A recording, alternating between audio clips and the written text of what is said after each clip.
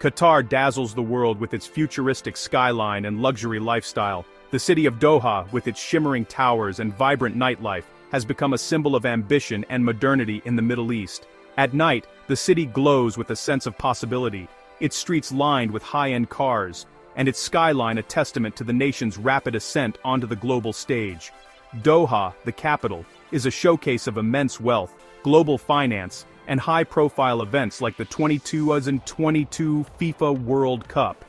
The city's financial district buzzes with international business, while its state-of-the-art stadiums and luxury hotels have hosted millions of visitors from around the world.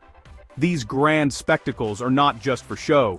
They are part of a carefully crafted narrative, positioning Qatar as a leader in sports, culture, and commerce. Billions have been invested in world-class infrastructure, from stadiums to cultural institutions, all reinforcing Qatar's image as a beacon of stability and innovation. The Museum of Islamic Art stands as a cultural landmark, while construction cranes signal the nation's relentless drive toward progress. New highways, metro lines, and gleaming skyscrapers rise from the desert, transforming the landscape at a breathtaking pace. International corporations and skilled expatriates are drawn to this vision of prosperity and opportunity. Business leaders from every continent set up regional headquarters here, attracted by generous incentives and the promise of growth.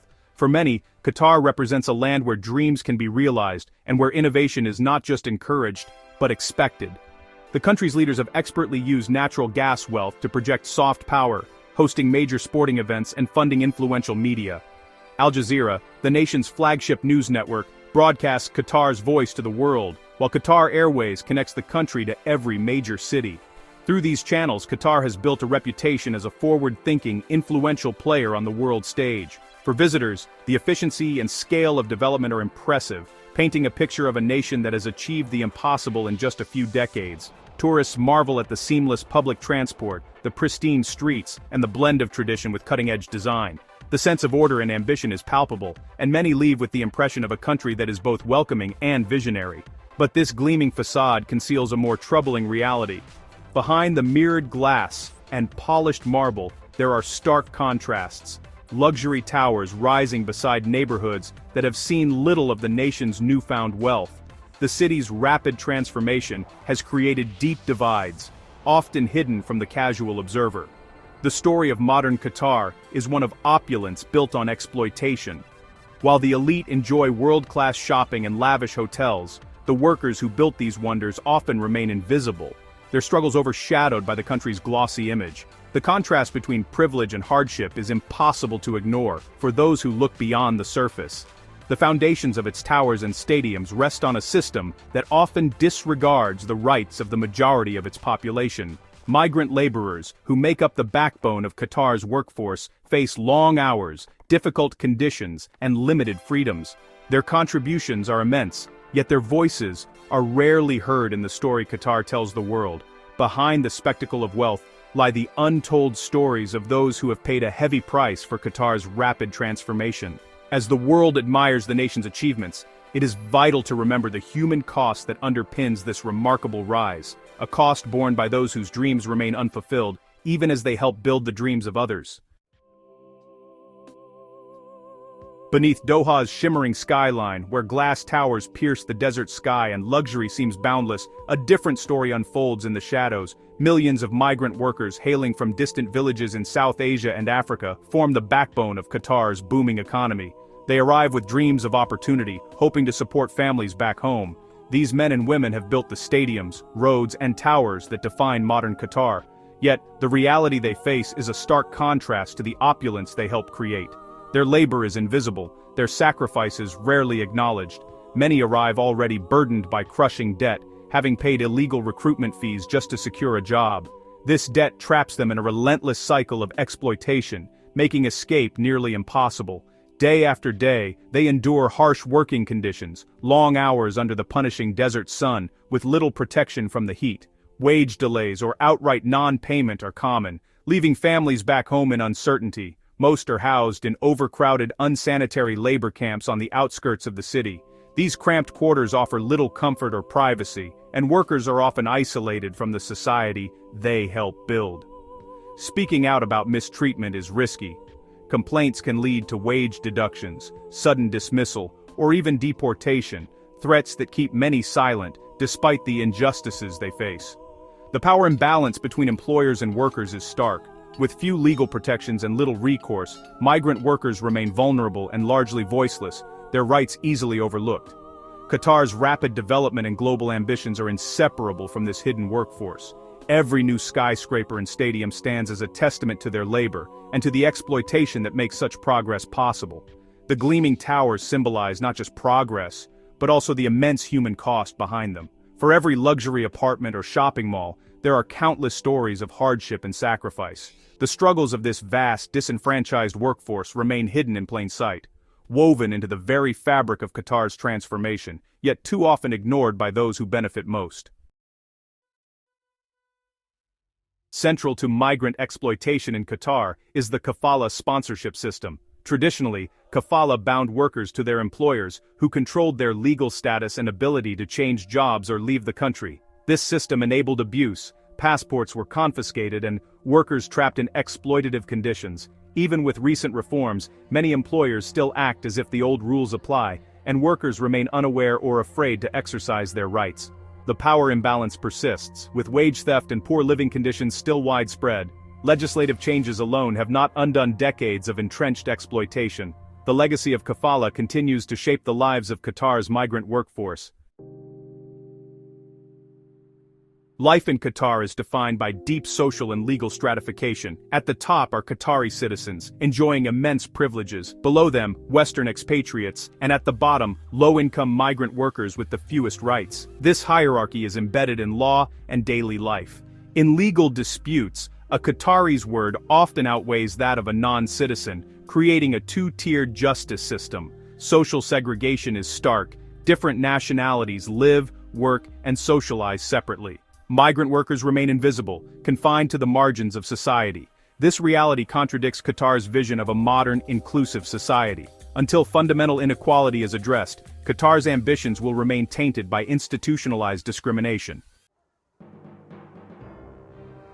The case of Dorje Gurung, a Nepalese teacher at Qatar Academy, exposed the deep inequalities in Qatar's legal system. Gurung, a respected educator who had dedicated years to teaching students from all backgrounds, found himself at the center of a storm that would reveal the stark realities faced by many expatriates in the country. His story began as a simple act of standing up against prejudice, but quickly spiraled into a nightmare that would capture international attention. After challenging students' racist remarks, he was accused of insulting Islam, a charge carrying up to 7 years in prison. The accusation was severe, and the consequences could have been life-altering. In Qatar, such charges are not only grave, but can also be weaponized against those who lack the protection of citizenship or powerful connections. The authorities took the student's claims at face value, while Gurung's account was largely dismissed. Despite his years of service and the support of colleagues, his voice was drowned out by a system that often privileges the word of citizens over foreigners. The investigation was swift, and the presumption of innocence seemed absent. His ordeal highlighted how a Qatari's word can outweigh any evidence from a non-citizen. In court, the imbalance was clear. Foreign workers like Gurung often find themselves powerless, their testimonies overshadowed by those of locals. This disparity is not just a legal technicality, it shapes the lives and futures of countless expatriates. International outcry and social media campaigns eventually led to his release, but the case left a lasting mark.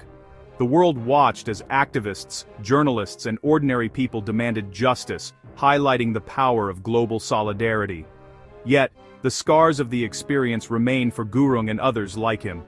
Gurung's story is a cautionary tale for millions of expatriates in Qatar. It serves as a reminder that, despite their contributions to the country's growth, foreign workers remain vulnerable to sudden shifts in fortune and the whims of a system stacked against them. It underscores the fragility of their status and the risks of living in a system where justice is not blind. For many, the fear of false accusations or misunderstandings is a constant shadow, shaping daily life and interactions. The case remains a powerful example of how legal frameworks reinforce social hierarchy in Qatar, reminding us that true justice requires equality before the law, regardless of nationality, status, or origin. Despite hosting Al Jazeera, Qatar's domestic media is tightly controlled. Laws prevent criticism of the ruling family, government, or religion, creating an environment of self-censorship. International watchdogs rank Qatar's media as not free, with severe restrictions on both local and foreign journalists. Reporting on sensitive topics like migrant abuse is often off-limits. Violators face detention or expulsion. The local press acts as a mouthpiece for the state, while international media focus on sports and business. This censorship is key to maintaining Qatar's polished image. By controlling the narrative, uncomfortable truths about labor exploitation and inequality are obscured. Without a free press, accountability and genuine reform remain elusive. In 2025, CNN opened a new studio in Doha's state-funded media city, raising concerns about journalistic independence. The first show, CNN Creators, was criticized for its uncritical promotional tone, more PR than journalism. Sensitive topics like human rights abuses were carefully avoided. Critics fear CNN's presence in Doha could lead to Qatar-friendly coverage, compromising objectivity. This situation tests whether Western media can uphold critical journalism in restrictive environments. The pressure to produce positive content is real. Whether CNN will challenge or reinforce Qatar's narrative remains an open question. Under international pressure, Qatar has announced labor reforms, including abolishing exit permits and introducing a minimum wage. New complaint platforms and laws regulating working hours have been established, with oversight from international bodies. These reforms are central to Qatar's PR strategy, aiming to repair its reputation. However, the gap between law and practice remains vast. Implementation is slow and inconsistent, with many employers flouting the rules. The culture of exploitation is deeply entrenched. The promise of reform is only the beginning of a long road toward justice. As of 2026, the future of human and labor rights in Qatar is uncertain. Legal reforms exist, but enforcement is weak and wage theft persists. Social stratification remains a barrier to equality. Real change requires not just new laws, but robust enforcement and a shift in mindset. With the World Cup spotlight gone, global pressure is fading. The government's long-term commitment to reform will be tested. Qatar stands at a crossroads. Will it fulfill its promise of justice, or remain defined by hidden inequalities?